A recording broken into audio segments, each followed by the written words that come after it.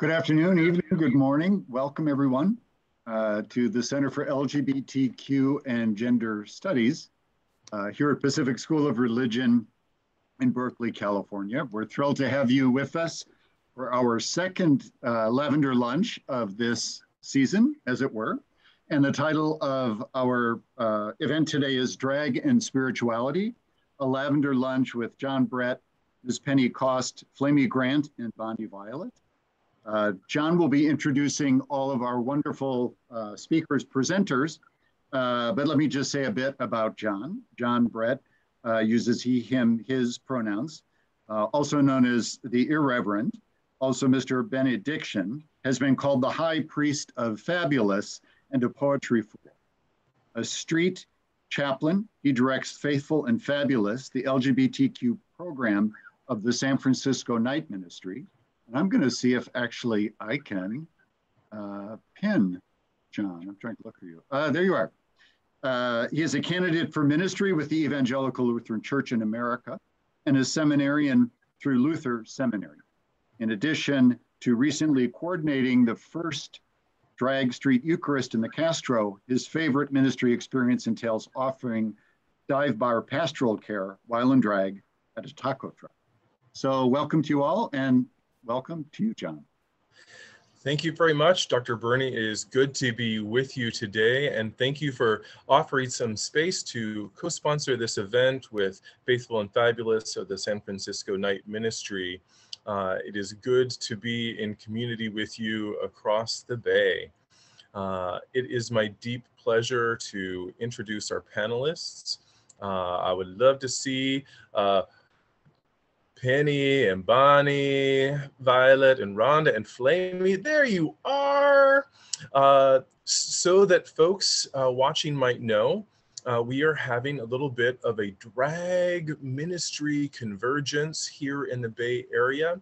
A few of us are here in person, Rhonda, Penny, Bonnie, Violet, and Flamy is down in San Diego, and we can't wait to connect with Flamy as well virtually, and hopefully set another time for drag ministry convergences and drag ministry networks across these United States and internationally into Canada and beyond.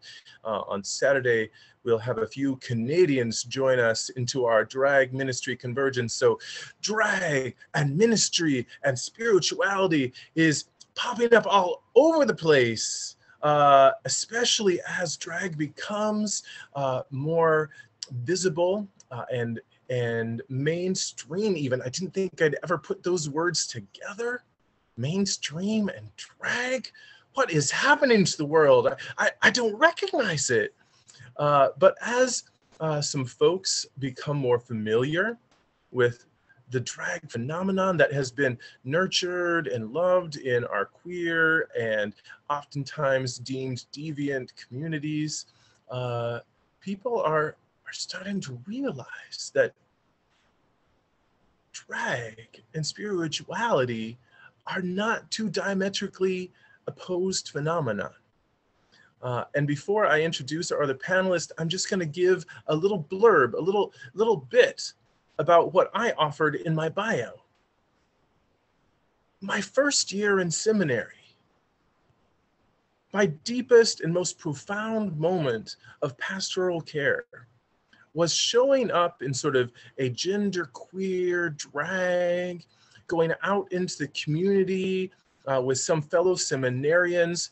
We went out to do some salsa dancing, and I was in my 6-inch high platform pleather lace-ups to the knee boots and feeling myself, a little bit of makeup and my clerical collar. And afterwards, we're like, where do you go after salsa dancing? You go to the taco truck, and hopefully there's a margarita or some other sort of fun imbibing alcoholic or not there to help wash it down. And as we were there, someone standing at the taco truck was, of course, looking at this almost 7 foot tall in heels specimen and noticing the clergy collar and had some questions. Who are you? What are you? What is this about? It's not computing for me. And from those curiosities, from those questions, showing up in a fullness of my own Imago Dei, there was some mutual recognition. So there's a recognition of something unique, of creation, happening in that space. And this young woman shared her religious experience because it felt safe to share with me in a place, in a space where it might not have felt, other spaces and places might not have felt safe for her to ask some of the questions that she had about her own faith and sexuality, and that of a sister who is really struggling and trying to maintain faith in the face of a church and a faith tradition that they felt was spiritually abusive.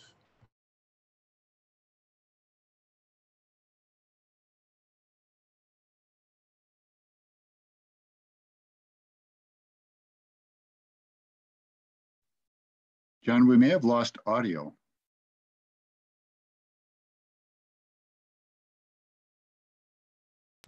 And help connect them to resources that helped them grow. So that's a little snapshot of my story of drag and spirituality. I would like to invite Ms. Pentecost, if you could say a word or two about who you are and where drag and spirituality has shown up in your life.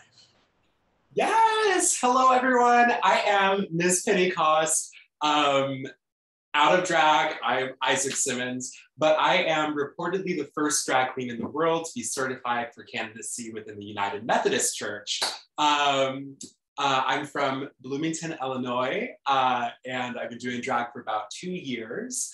But for me, drag has shown up in ministry as a way for me to speak to new people in new ways, in the same way that in the story of Pentecost, the Holy Spirit gave the power of new languages.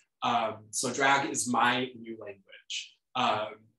And it's been really powerful to be able to share my story, but also to be able to provide a touch point of joy and laughter that disarms some of the holy trauma that we all carry, to allow new stories to be shared and explored. So that's really where my drag ministry is. I travel all over preaching in full drag and speaking. So yeah, that's me. Thank you, Penny. And Bonnie Violet, you are no stranger to discussions of drag and spirituality. You have become something of a drag and spirituality maven because you host your own series on drag and spirituality and have interviewed drag queens across the country and internationally. Please share a little bit about your own story with us. What has drag and spirituality meant for you? Awesome. Thanks so much. You always make me sound so amazing. Who is that? My name is Bonnie Violet. I'm a transgender queer spiritual drag artist and a digital chaplain. I'm Bonnie Violet both in my daytime and in drag. And I feel called to be with people around death and dying to self. So a lot of what I try to do is help folks lace their narrative with a spiritual thread. So I interview drag queens and trans folks and help them integrate their spirituality with their drag. And so one of the things that I've noticed that's different. I expected that every drag artist has had like spiritual trauma and religion had messed them up, and they had to like go through this process. And one of the things I've learned is that that wasn't the case for a lot of drag artists. There were drag artists that never once questioned whether or not they could be a drag artist and a spiritual person. I also interviewed people where they were very different, where they never talked about spirituality while in drag. And so a lot of what I try to do is just create a platform and a space where people can see themselves. I know for me, I grew up in rural Idaho, and I never saw what I could become. And so a lot of what I've tried to do is just interview a wide, diverse group of folks just to hopefully so more people can find themselves in a drag artist or a trans person or someone else who's talking about their experience with spirituality. So I think that's what I have to share right now. Beautiful. Yes, you are reaching out into the world and finding all sorts of narratives and reaching to those places where people have experience of spirituality and expansive gender expression and identity that might not otherwise have an affirming word. So thank you for that work. Flamy, you're down there in San Diego. Girl, you blew up a little bit because you are getting out there on the interwebs in drag. Like, you're hosting a podcast in drag. You're doing some shows, and people know that with your name, Flamy Grant, it's some wordplay on the grand diva of Christian music, Amy Grant herself. Yes, praise be. Do share with us a little bit about your story. How did you find your way to drag, and how did drag and spirituality connect for you? Oh my gosh, thank you, John, and hi everybody. I'm so happy to be invited and to be a part of this. I wish more than anything I could physically be in that room with y'all up there. I'm finishing one job this week and starting a new job next week, so the timing just unfortunately didn't work out. But otherwise, I would have been there, because it sounds like you guys are having a blast and doing incredible things. So, as John said, obviously, my name, my drag persona is a little tip of the hat to Amy Grant. I grew up incredibly fundamentalist evangelical in the Bible Belt. My mom still covers her hair to this day to attend the church that I grew up in, whereas I'm putting on new hair. So, you know, we've come a long way, baby. But I see my drag ministry, if we're going to use that word, and I do have some hesitancy with that word, but if I have a drag ministry, it's to the heathens, and that is the name of the podcast that I founded a few years ago, and now I have a group of co-hosts who do that with me. And yeah, I do a podcast in drag, which, you know, that's a really easy thing to say, because I don't actually have to get in drag to record a podcast. It's audio, yay. But yes, so we our little tagline on the show is that we're here to help people break up with bad religion. And I see myself as an apostate. I fully walked away from the faith that I grew up in, but that doesn't mean that I haven't re-encountered my spiritual self in new ways. And that's kind of what we do on our little show, is to talk to folks who left something and who found something new or different or shifted in their journeys. And really, it's just about figuring out what are the spiritual practices that work for you today. And obviously drag is one of those for me. I'm a little younger queen even than Isaac. I call myself a quarantine queen. I think it'll actually be 2 years this Halloween since the first time I actually went out in drag. You too, yeah.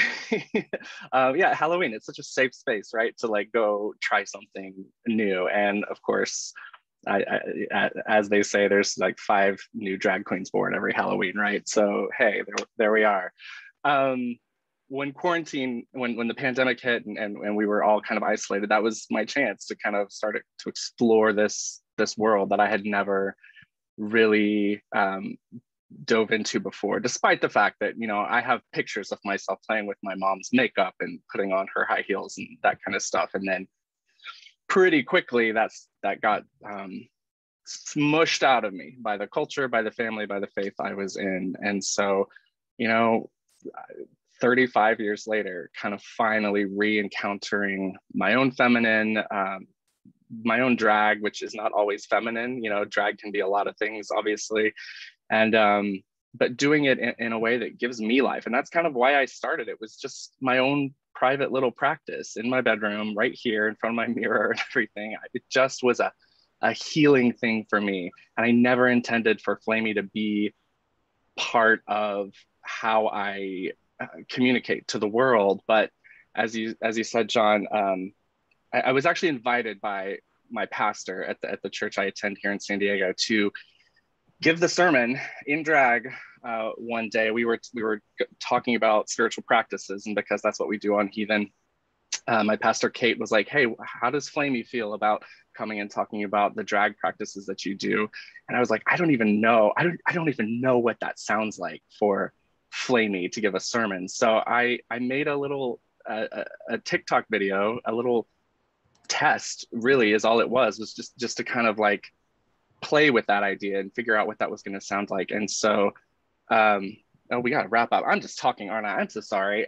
Anyway, the TikTok video took off. Turns out Flamy has a space in the world and people want to hear from drag queens and spirituality. As we know, that's why we're here. So yes, yeah, there we go. You took on something as spiritual practice, and it became spiritual practice and spiritually enlightening for others. And I think that's one reason why you resonated so much. People saw something true and authentic that was no longer smushed or crushed out of you by church or family or culture. And so mad props, mad props. Rhonda, you're a special guest today. You know, you talked to me earlier today. You said, well, you thought I did a whole lot of drag and I'm actually sort of a baby queen, but you have done drag specifically in the context of worship, in chapels, in religious communities. Tell us a little bit about your experience and what you're discovering as you're stepping into this.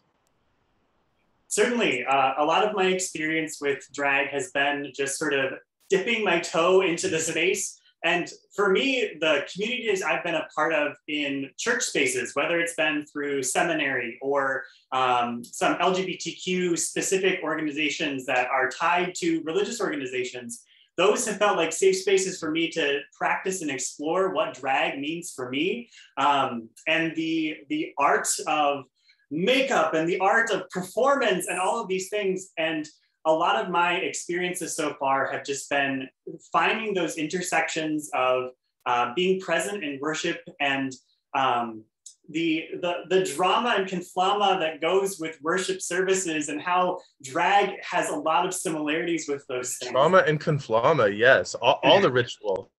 Yes, indeed.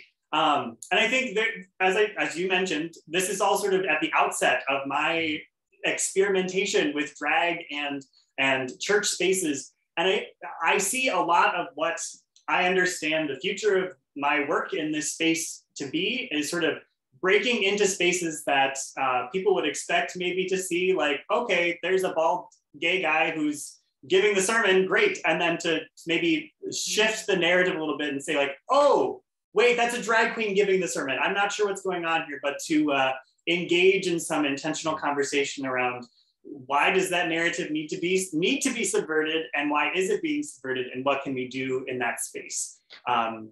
Just some amount of apologetics, I guess, in some way, shape, or form. Drag queen apologetics. Drag queen apologetics. Yes, there is something faithful in it too. Some of us sort of take drag and spirituality and move outside the church. And I sometimes feel like I'm not called to the church, but I'm called from the church into the world.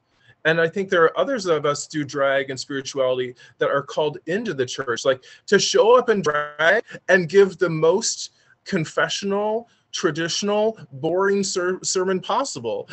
Because at least then there's part of the message that people understand or that they are comfortable with or that they have heard every Sunday. There's both the radical edge and the normalization. And then, you know, those of us who in finding our healing completely move out and beyond the traditions that we started in. And I think that there is space for drag and chaplaincy, drag and accompaniment, drag and ministry across that whole spectrum, just like there's a spectrum of sexuality and a spectrum of gender. Our vocations exist across that expanse as well. Beautiful. I wanted to follow up with you a little bit, Penny. You've talked a bit about, and Flamy touched on this, drag as spiritual practice. Can you talk about drag as spiritual practice a little bit? I mean, there's a lot of things to do to get into drag. Yeah, oh my gosh. So I'll say it takes me like 2 to 3 hours to get into drag fully, which is a long time of looking at myself in the mirror. And so for me, the practice of donning my bejeweled vestments and my painted face is like every step of that is spiritual and meditative. For me, I have a lot of like body dysmorphia and like body image issues in general. And drag has helped me identify myself as active creation in this way that I have inherited this body, this artistry from the divine. And through the act of creating and painting my face, I continue that. And I am able to give honor to that which I was given and to say there's something else there that I can create. And so it's really helped me to start to love my body more. And also the spiritual practice of drag through an activist lens, to look at the history of drag artistry and the life of drag artists as pillars of communities and individuals who are estranged from connections can kind of rally around. And so for me to be able to stand in front of people and say, there's a tomorrow in which all of us may thrive, and a tomorrow in which all of us will be able to be ourselves, our created selves, whether the person that we are tomorrow is different than the person we are today, that tomorrow exists. And for me, that is an innately spiritual practice that I haven't experienced outside of drag. Yeah. Beautiful. I appreciate what you said about sometimes how over time the interaction with drag and putting on face or putting on clothing or taking off clothing or taking off face is revelatory, and we may move. And we may shift and change through that exploration. We ourselves become part of the continuing creation through which we have some agency along with divine, along with creator, along with God, whatever name we may want to use. Bonnie Violet, I'm wondering if you might talk about your experiences around drag and both revealing gender or being a mask or a safeguard around what was safe. Yeah, I mean, I really related a lot with what Miss Penny was talking about with creation, and I think I've become a co-creator with the creator, which has been really an awesome experience that I think started with my drag. I started to feel like, oh, things don't have to be the way they always were.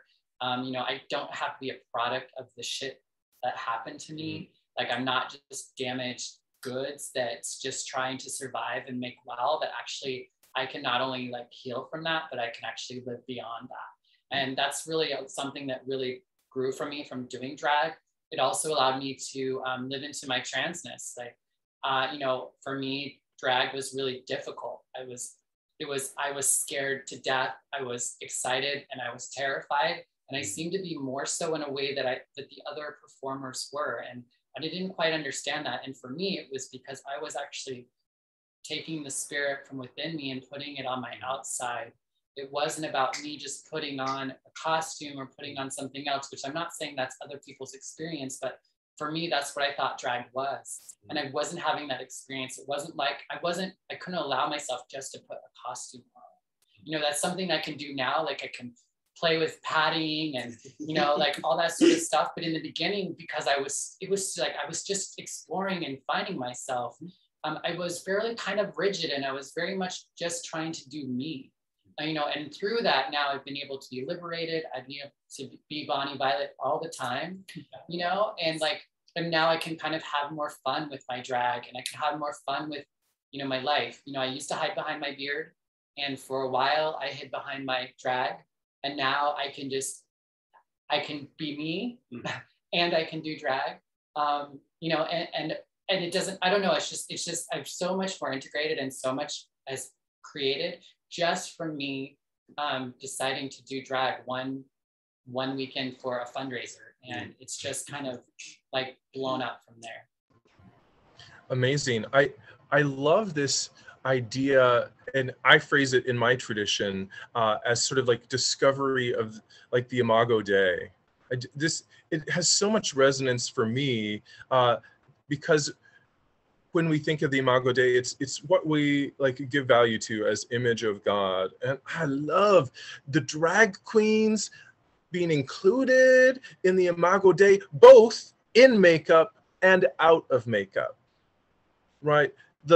All of the permutations of expression present in the drag and spirituality process. Because sometimes it's a process, like you said, Isaac, you know, it can be 2 hours of getting fully ready. And maybe we're saying our mantras, maybe we're doing some Lectio Divina as we're putting on the makeup. I mean, if you have a walking meditation, why can't you have a putting on drag makeup, you know, meditation? I am really excited that part of this drag ministry network is also a Buddhist chaplain from Japan who is a former Buddhist monk and now a Buddhist chaplain here in the US who has done drag chanting for Buddhist Pure Land Pride services. I mean, we are everywhere, and we're not going back. Queer here in the church. I mean, you already knew we were at the organ and the choir loft, but we're taking over some other places too. Flamy, my gosh, we're probably talking a lot about some church and ministry stuff. You're like, ooh, I am so over that. You're like, I left that behind. I'm doing my own thing now. But I'd love to hear more from you about sort of what resonates as true in your experience. From some of what we have talked about as still having some more direct connection with, you know, quote unquote ministry. Yeah, thank you. You know, I think most of the time, I think I respond and react the way a lot of survivors of trauma and abuse respond and react, which is I don't want to be defined by what happened to me. And for me, faith was a thing that happened to me. I never believed it myself, but I was very good at it. I was very good at being in the church spaces. I went to a Christian school, K through 12. So I knew how to make it work for me. And so I think that is one of the big like responses in my body.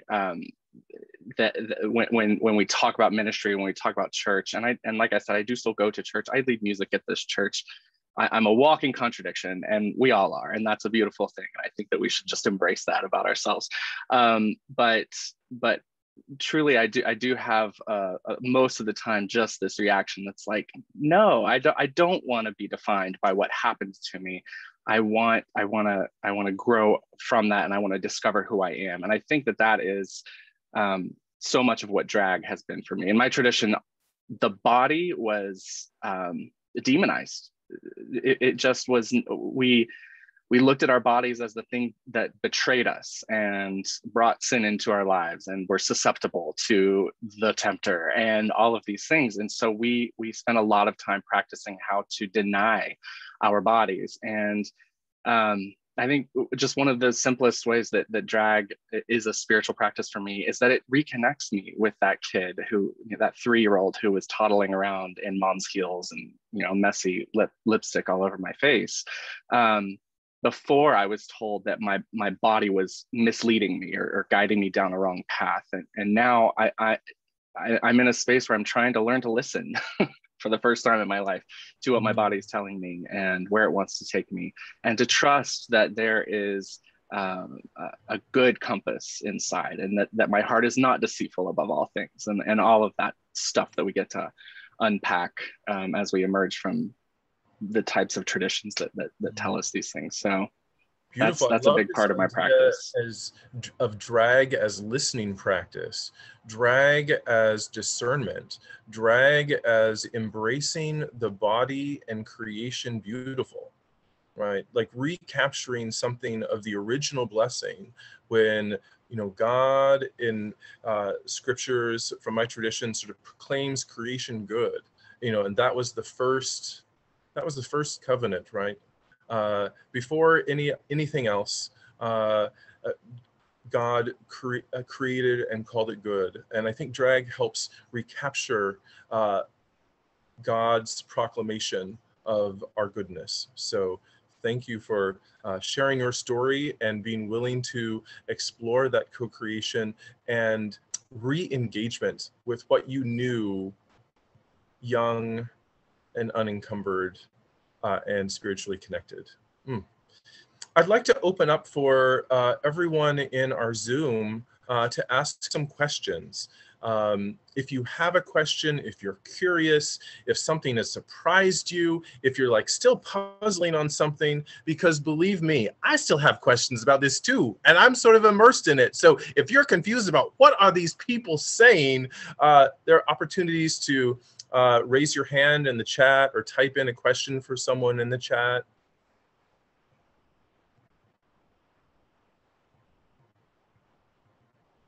This is when the preacher's quiet and tries to listen to the congregation.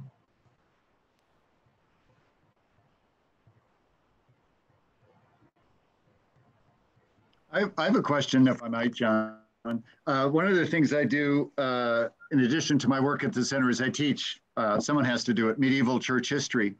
And one of the really cool things about medieval church history is there's an event known as Feast of Fools. And this took part in the medieval period. I love it. It was south of France especially, but particularly around, of course, the Feast of the Circumcision, as painful as that might be, January 1st. And what it involved in part was people overturning expected roles. So you'd have lower clergy dressing up like higher clergy and parodying the mass, whatever. It allowed, I think mostly men, there is some evidence of women to wear gender non-appropriate clothing or vestments based upon the traditions or culture. And it was very limited. Of course, the church eventually squashed it out quite violently, but it provided this opportunity once a year, New Year's Day, circumcision, we've all had a lot to drink. And that's a tiny part of the history that I think much of this history has been hidden and destroyed, et cetera, et cetera. So I think it's a long, long tradition. So in my long-winded way, part of me is wondering, like, where can a person go if they want to, say, experience Methodist worship or Lutheran worship, where there are celebrants or concelebrants who are in drag? I don't know. I'm just kind of musing here about are there places where people can go, either in drag or to be in the company of people in drag, to experience, whether it be traditional worship services or not so traditional services. So that's my. Hey, thank you for that excellent lead in. I'm going to say that this coming Sunday, if you are in the Bay Area, both at Bethany United Methodist Church here in San Francisco, Isaac will be preaching in drag, and over in Berkeley name is escaping me. Carrie's church is called Lutheran Church of the Cross. Thank you. Yes, Lutheran Church of the Cross in Berkeley. So the Night Ministry and Faithful and Fabulous arranged for both of these places to receive drag queen pulpit supply preachers. So that's happening. And hopefully each year at Pride here in San Francisco, there will be a drag street Eucharist. And we've even had some talk that we're going to do Drag Queen Ash Wednesday across these United States next year. But I saw Isaac, Ms. Pentecost, respond so excitedly when you talked about the Feast of Fools, Bernie, because we know that vestments are drag. Half the people in Catholic seminary are only in there so that they can one day wear the dress at the end of the show. So Isaac, could you talk about the Feast of Fools and your excitement about that? As a Catholic, it's much more than half. Much more than that. Okay. Okay, so first of all, I am nerding out because Miss Pentecost was born out of a research paper into Mikhail Bakhtin's Carnivalesque and the Grotesque. It's all about that subversive laughter that brings about systemic change. And so I just very much appreciate your question so much. Because yeah, it's when folks hold on to that power for longer than when it's meant to be that things happen. But also, so at my church, I'm the director of operations at Hope United Methodist Church in Bloomington, Illinois. And I am in drag about half of the services, so probably 2 a month. So we have 8 or 9 drag performers that are there. Typically, they're not in drag. Typically, I'm the only one in drag on stage. But that might change down the road as I stay longer and longer. But yeah. I know Urban Village Church in Chicago has been a home for much drag and worship, and a number of other places that I see that some people have put into the chat down in San Diego, and the Wild Goose Festival out in North Carolina has some drag worship. I heard something, in the chat, Hannah asks, how has drag and spirituality been received? Have you all received much conflict? I'd like to send that to Bonnie Violet, if you might, because you shared an important story about an experience that you had that Flamy Grant was involved with. And could you talk about how people have responded to drag and spirituality in your experience? Yeah, you know, the thing that I was really surprised about was like I guess the hate and the comments that are, I think they're meant to come in love. I don't know. Yeah. But like, I remember having, like, once I started doing this work and got on YouTube and did these sorts of things, I would get comments telling me to repent and these people don't have God in them. And there was one where a person said that I deserved death. And I remember Flamy Grant, like, putting a comment of like, yeah, get some new material, you know? And it was so like powerful to me because I was just like, I was feeling so attacked. I mean, by Christian people. And that's like my biggest attackers, if you will, are Christians, some Christians, you know? And so it was really cool and one of the things I want to say too, is that there's a lot of us out there. You know, when I first started and I've heard talking with others, like, we thought we were the only ones. And there's like, we're all over. And yes, we might be taking over. But yeah, I mean, like, and if you're a wannabe, like, just do it. Mm-hmm. Like, just all of us, we just did it. It wasn't, you know, nobody gave us permission. If you need permission, you got it. But just, you know, try it out, explore it.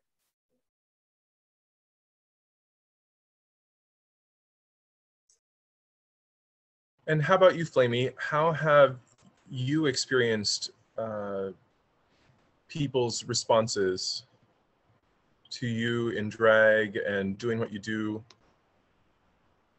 Yeah, I would say it runs the gamut. Like I said earlier, my first exposure, Flamy's first exposure, was really through this TikTok video that went viral. And on that video, it was the comments were, I think I encountered maybe 2 or 3, like what you would call negative comments. Most people's response was, oh my gosh, you know, didn't know this was a thing, first of all. And second of all, I feel seen and I feel safe, which those are like the 2 sentences I want to hear. If there are pearly gates, that's what I want to hear at the pearly gates. Like, that's the goal of my life. I want to make people feel seen and safe. So to be able to like hear that response from people was amazing. I think as time has gone on, you know, some of my videos have found like the dark side of the web and the dark side of TikTok. And I've definitely gotten more of those, the comments Bonnie was referencing. And I do not give a fly and flip about what people say about me on the internet. My favorite, one of my favorite quotes is from Tina Fey, who says, "The internet is not a thing you have to obey." So that is my approach to the internet. And especially if I see somebody coming for someone I care about or love or respect, and they're doing some good work, heck yeah, I'm gonna jump in there and be like, this is old, this is trite, you know, like at least entertain us if you're gonna come for us. Like this is boring. So I appreciate you mentioning that, and just so straightforwardly, like old, trite, we've heard this. This is not life-giving. One of the main things and themes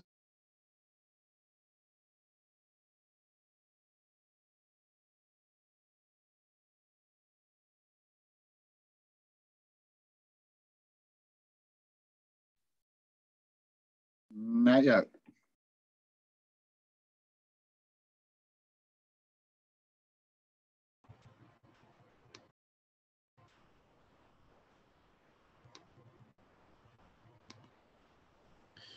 How we doing? Got me now? Hooray! Hooray for the magic of technology when it works.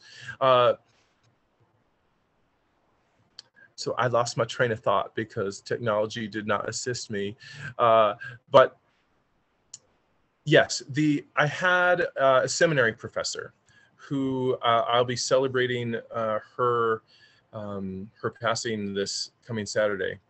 One of her quotes was, "It is a sin to bore people with the gospel." And I promise that with drag and spirituality and drag and ministry, we will not be boring anyone. Because I think not only does it help us find our own imago Dei, discern, discover, co-create, but it also can help elucidate scripture and tradition in a new way. So much of what I find in scripture, if I'm going to be reading it in the context of a queer service, in the context of a drag service, in the context of a leather service, I receive with new eyes and new heart. And if I can help expand and open hearts in gospel through presenting something that for some feels so out there, I want to do that, because people don't need to hear what they've heard before. They've already got that. I mean, sometimes we need repetition, like, because, you know, we forget, you know, week to week. That's one of the reasons why we have rituals. We go back to where we've been, go, oh yeah, that's it. Okay, Jim, I thank you for your question.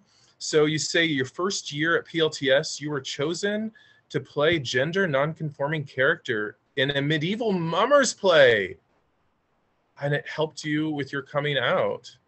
Yes.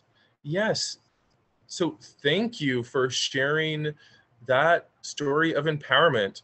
Jim, if you'd like to say more, I welcome you to do so if you want to unmute.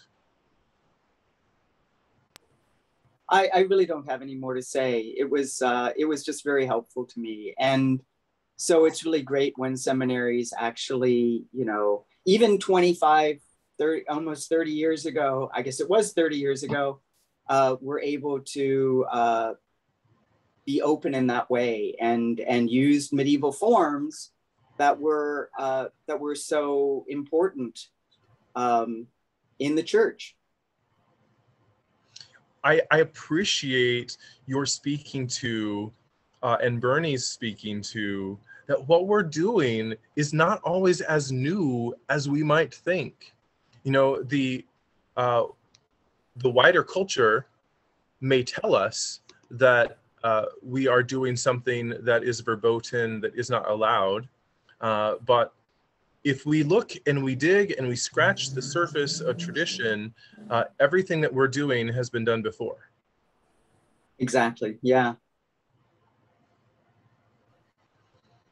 Are there any concluding questions or comments? Oh, I see Penny Koss getting excited. Penny. No, I was just also going to add that we know that representation is so important in systemic change, and for a drag artist to take control of a pulpit, if a drag artist can be in a place of such historic power, this person who in the past would be ostracized and swiftly kicked from the church, then it opens the door for so many other people.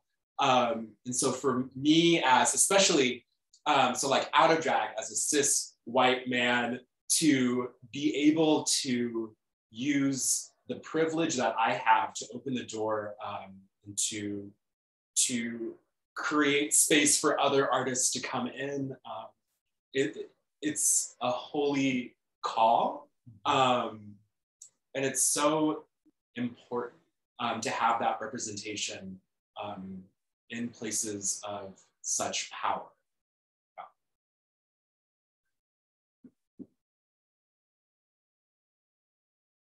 I have another question, if I might, unless there are others. I don't want to be taking up more space. Please, Bernie, please ask. So in the tiny Vermont town where my family and I live usually, one of the most powerful experiences was the introduction at our wonderful public library of Drag Queen Story Hour, where I saw parents, and it chokes me up, who were in tears at the way in which the Story Hour allowed their gender adventurous children to finally feel,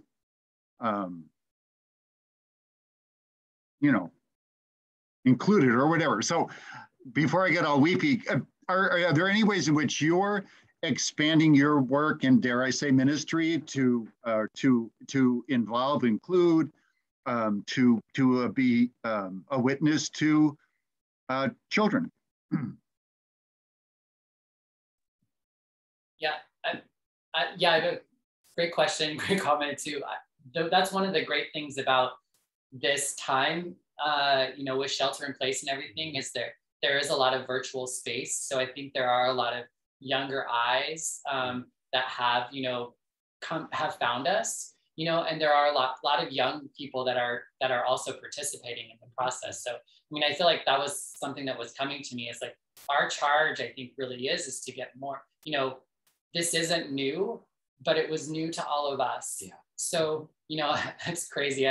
I'm not an evangelist, but part of me feels like, like we need more of us so that we can get into all the different parts. All the work that I do is like, I really hope that little child in a trailer house in rural America gets to see somebody like me, or somebody like Flamy, or, somebody like any of us here. So they know that they can be whatever feels good to them.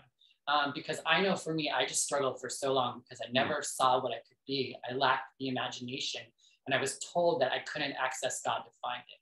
And once I was able to access God, then poof, everything came out, and so my trans experience, my drag experience is a direct result with my seeking and my connection with God and creating, period. I see a question in the comments. Hannah asks, any drag kings in this space? I'm going to send that question back to Bonnie Violet. I know that you have interviewed a variety of drag kings for your Drag and Spirituality series. Yeah, there are, drag kings are becoming more visible, just like even in the mainstream as well. And we're definitely seeing that in spiritual spaces too. I have done some interviews with a wide variety of folks from different traditions: drag kings, non-binary performers, drag queens, Black, Brown, Latino, Indigenous. And so if you check out a queer chaplain on YouTube or on like podcasts, you can listen to a bunch of different interviews with folks. And they talk a lot about the intersections of, gender, sexuality, race, and all of that, and how it's impacted their ability to be in spiritual spaces and to access, some sort of connection with God, creator, or whatever it is that they're talking about. So, there's definitely more that can be shared and more that can be seen. But there are folks out there. So just like, look. Yes, and one person who, in our sort of burgeoning, growing drag vocation, drag ministry, drag chaplaincy network is non-binary, they, them, AFAB, who's doing drag up in Canada through the United Church of Canada. So yes, there are all sorts of folks out there in these spaces bringing the fabulous. There was a question from Reverend Chris, and Bonnie, you started to answer that. How can we all be contacted? If I could ask each of the queens to share and perhaps type into the chat where you can be found online / where you can be found in ministry. You can find me at mspennycost.com. That's MSPENNYCOST. Instagram, the same thing, Ms. Pennycost. Facebook, Isaac Simmons. Send me a email at mspennycost@gmail.com. Yeah, I am a resource for you. And I do want to bring up one other thing. I know I said a queer chaplain, but I also, Splintered Grace podcast is a podcast that I have with my conservative Christian aunts. And we talk about what it's been like to be in relationship with one another. She's been one of my biggest supporters in my transition. She calls me by the name I asked her to, and she asks me about my hormones and all that sort of stuff. And she also thinks very differently about a lot of different things. And so we share kind of what it's like for us to be in relationship with one another. So check out Splintered Grace, again on YouTube or anywhere you listen to podcasts. It's so good. I'll name briefly that you can find me on Facebook. Anders Nelson is my name out of drag. You can find me there. I'd be happy to add you as a friend there. But I'm also, my day job is as an ordained pastor in the Evangelical Lutheran Church in America. And you can find me at our website, stpaulwheaton.org. We're doing a lot of really cool things there, and I'm beginning to incorporate a little bit more of a queer narrative in that space too. So if you'd like to see the fun things we're doing at St. Paul, you can find us there. And I just put my email address in the chat. I'm Flamy Grant on all the things. But you can also find Heathen Podcast at heathenpodcast.com, or just search Heathen Podcast in any podcasting app. That's where we're doing our conversations. Beautiful, thank you. I'm going to type in the chat one event that's happening tomorrow that I will be connected to. It's actually on leather, kink, and spirituality. It's a panel discussion being broadcast out of San Francisco, co-sponsored with the Night Ministry and Manny's. So I would love to have any of you there. I can also be found at the San Francisco Night Ministry's Faithful and Fabulous program. And come look for us doing our special liturgies various points of the year.